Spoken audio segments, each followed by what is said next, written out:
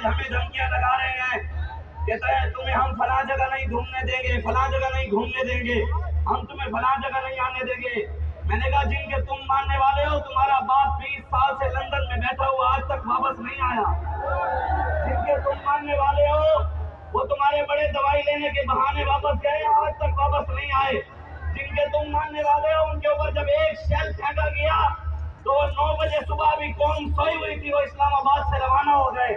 اور جن کے ہم ماننے والے ہیں انہوں نے موت کی آنکھوں میں آنکھیں ڈال کر کہا نمی دانم کی آخر چوں ہمیں دیدار نہیں رکھتم روکے کے پیشے یار نہیں رکھتم۔ انہوں نے کہا ستم گری طرح ہنر آزمائے، تو تیر آزما ہم جگر آزمائے۔